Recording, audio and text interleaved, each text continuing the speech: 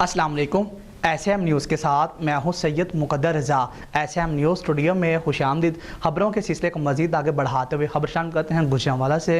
DC Gujranwala Saira Umar और DIG Gujranwala और MNA Mahmood Bashir Virk की रहायश गाँव के बिल्कुल करीब डीसी रोड पर वाक़या फैमिली मार्ट पर डकैती की वारदात।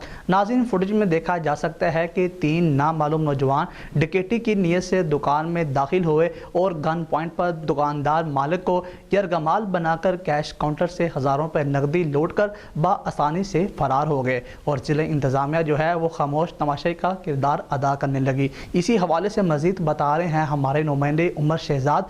जी उमर शहजाद, बताइएगा।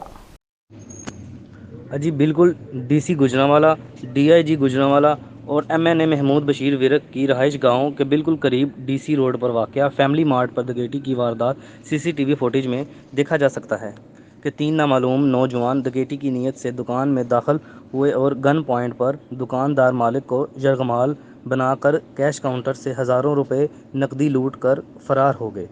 इंतज़ामिया आम शहरियों और कारोबारी लोगों की इज़्ज़त, जानो माल और अमन अमान बहाल रखने में नाअहली और नाकामी का मुंह बोलता सबूत मंजर आम पर आ गया। दिन दहाड़े डकैती की वारदात से इलाका में खौफ व हरास फैल चुका है।